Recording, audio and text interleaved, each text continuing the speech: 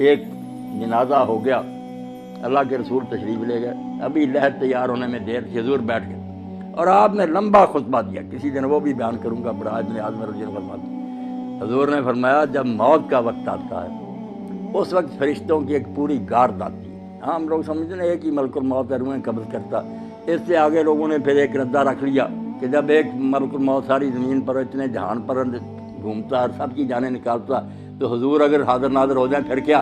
یہ ہمارے دوست کہتے ہیں یہ بات ہی غلط ہے۔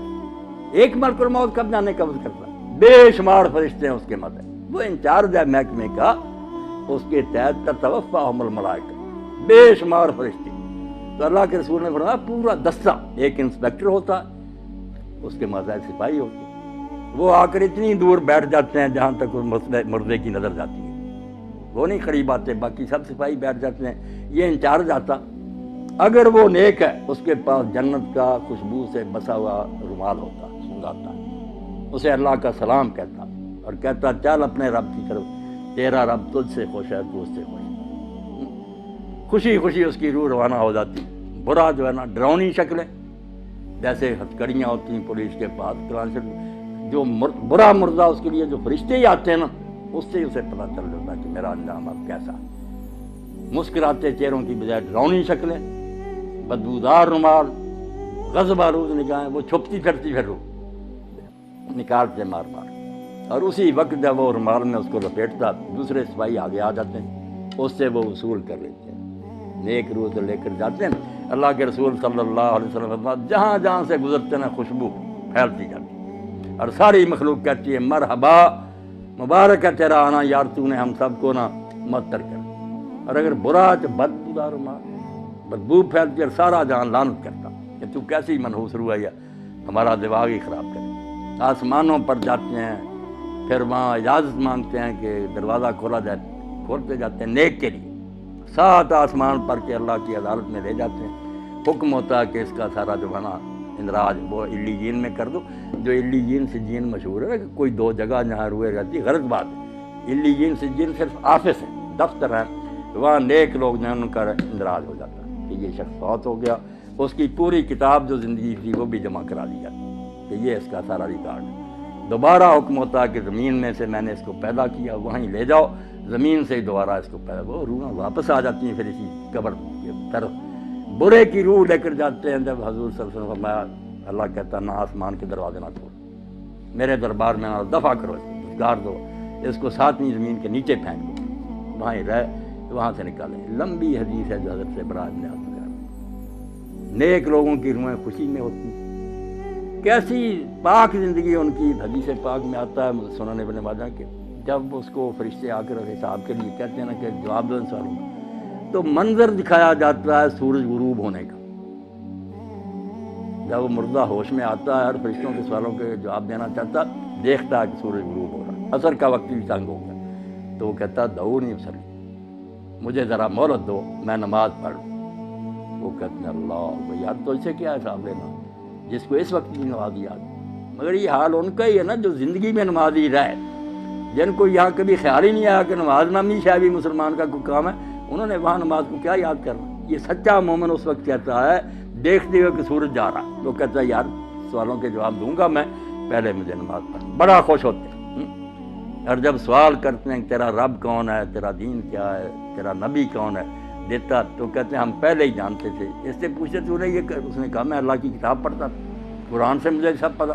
تو کہتے ہیں ہمیں تیرے بارے میں یہی توقع ہے، سو جا، جیسے دلہن آرام سے سوتی ہے، اور روزانہ پھر اس کو جنت کا مقام دکھایا جاتا، ہر روز پردے ہٹا کر صبح شام وہ دیکھتا ہے کہ آخرت میں میرے لیے یہ تیار خوشیاں، جیسے مہمان خانے میں ریسٹ ہاؤس میں بیٹھے نا، وہاں دیکھتا ہے کہ میرے لیے یہ انعام ہے، خوشیاں ہی خوشیاں۔ اور دوسرے کو صبح شام جہنم دکھائی جاتی، جیسے پھانسی کا گھاٹ دکھایا جاتا کہ یہ ہے تیرے لیے، اب پھانسی گلے میں پڑنے، وہ بیچارہ پہلے ہی مرتا، مرنے سے پہلے روز مرتا ہے کہ یہاں میں جانے والا ہوں۔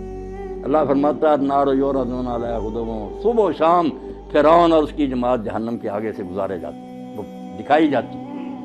اور یوم القیامت یردون الی اشد العذاب، جب قیامت کا دن ہوگا سچ مچ داخل ہو جائیں۔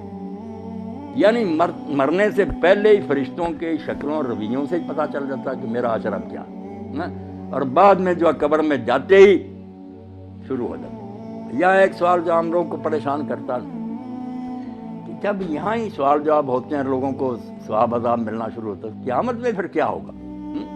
جو کہتے ہیں حساب کتاب قیامت کو ہونا ہے، ادھر آپ بیان کر رہے ہیں کہ سوال جواب ہوتے ہیں اور ثواب و عذاب ہوتا، یہ بھی آپ لوگ سمجھدار ہیں، سمجھنے کی بات ہے، ورنہ پریشانی ہوتی ہے۔ آپ سارے لوگ واقف ہیں اس سے کہ ایک ہے حوالات کہ زیر تفتیش مجرم وہاں رکھے گا، ایک جوڈیشل جیل ہے کہ مقدمہ چلا، فیصلہ سنایا گیا، پھر جس وارڈ میں جانے کے وہ لائق ہے وہ سزا سنا دی گئی، اس کو بھیج دیا۔ جہنم ہے جوڈیشل جیل، پورا مقدمہ سماعت ہو کے کس قسم کا مجرم ہے کہاں بھیجا جائے، یہ قیامت کے دن ہوگا۔ اور یہ جو ہے یہ صرف سرسری بات پر، جیسے پاسپورٹ دیکھا، ویزا دیکھا، چلو ادھر اس کو بھیج دو، یہ صرف ایسے ہے کہ یہ مہمان خانے میں بیٹھے ہوئے ہیں، خوشیاں منا رہے ہیں کہ آخری دعوت ہمارے لیے یہ ہے، جنت دکھائی جاتی ہے، برے ڈر رہے ہیں۔ اب یہاں یہ بھی سوال پیدا ہوتا ہے کہ ساتھ ساتھ ہی کیوں نہیں معاملہ طے ہو جاتا؟ اللہ تعالیٰ کو صبر ابھی فیصلہ کر دے، اس کو جہنم بھیج دے، اس کو جنت۔ یہ کیوں ہے دو مرحلے کے؟ قبر میں صرف سرسری بات پرس ہے، آخرت میں پھر جہنم میں جنت ہے۔ یہ چیزیں آپ چونکہ پڑھے لکھے ہیں اور یہ چیزیں ضرور کی ہیں کہ عقیدہ جو آخرت کا اس کو سمجھا جائے۔ بات اصل میں یہ اور بڑی نازک بات ہے جو قرآن حدیث نے بتائی، توبہ توبہ ہم اس کی طرف دھیان نہیں کرتے کہ نیکی بدی وہ نہیں جو آپ نے مرنے تک کی، کھاتا آپ کا بند نہیں ہوا، آپ مر گئے کھاتا چل، یہ جب تک یہ کارخانہ سٹاپ نہیں نہ ہوتا، میزان نہیں لگ سکتی کہ میری نیکیاں کہاں کا اپنا اثر دکھایا، میری بری مثالوں نے کتنے لوگوں کو گمراہ کیا۔ یہ جب قیامت آئے گی نا، اس وقت ہوگا کہ ڈاکٹر صاحب نے کتنے لوگوں کو دین کی طرف رغبت دلائی، ان کی وجہ سے کتنے لوگ دیندار بنے، انہوں نے اپنی اولاد کو، یہ سارا حصہ قیامت کے دن نکلنا۔ اللہ کہتا ہے نکتب ما قدموا وآثارا، ہم وہ بھی لکھتے ہیں جو زندگی میں تم نے آگے بھیج دیا، اور وہ بھی لکھتے ہیں جو فٹ پرنٹس ہیں، آپ کے قدموں کے نشان رہ گئے نا، اور لوگ اس پر چل رہے ہیں۔ اس لیے اللہ کے نبی علیہ السلام کی نیکیوں کا آپ اندازہ کریں۔ یہ جو ہم کہتے ہیں نا حضور کو یہ ثواب پہنچانا، یہ بہت بعد میں تنگ ذہن والوں نے نکالا۔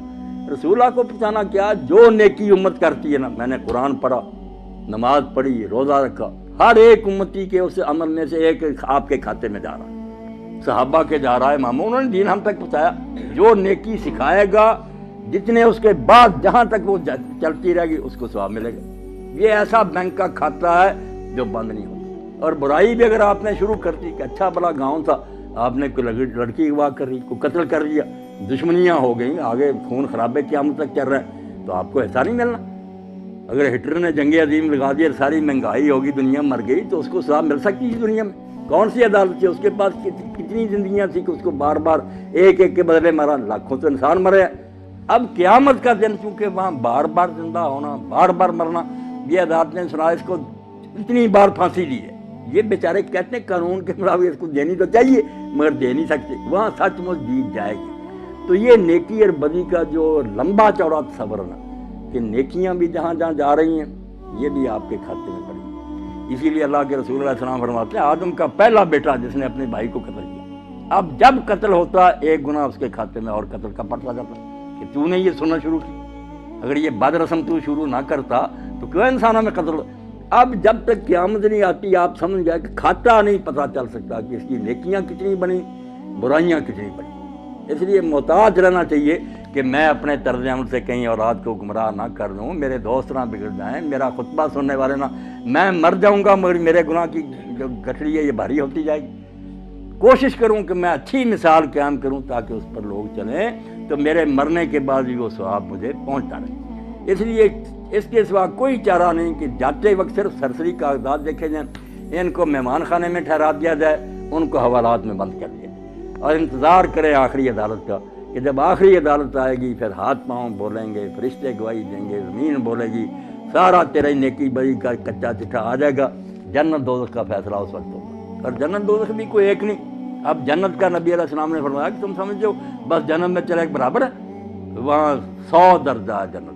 ہم دیکھتے ہیں نا کہ بینک بنے اتنی منزل، 100 منزل، اور منزل بھی اتنی دور، فرمایا یہ زمین ہے جتنی دور آسمان ہے وہاں دوسری جنت، اتنی دور ہی پھر تیسری جنت، 100 آسمان زمین جو ہے اتنے ہیں، اور سب سے آخری جو ہے وہ فردوس ہے، سب سے آخری، جس میں اللہ کے رسول نے فرمایا اس کی جو چھت ہے اور اللہ کے عرش سے نیچے سب سے اوپر اللہ کا تخت ہے، اس سے اوپر فردوس کی چھت ہے.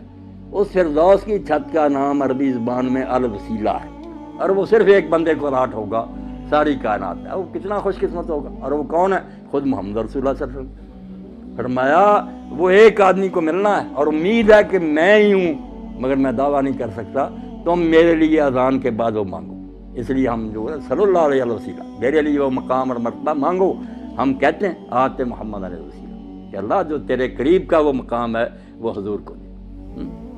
تو اس جنت میں بھی بہت مراتب ہے، اس لیے جتنی جتنی نیکیاں بنیں گی، کوئی نیچے کی منزل میں رہ جائے گا، کوئی دوسری میں، کوئی 100ویں میں پہنچے گا.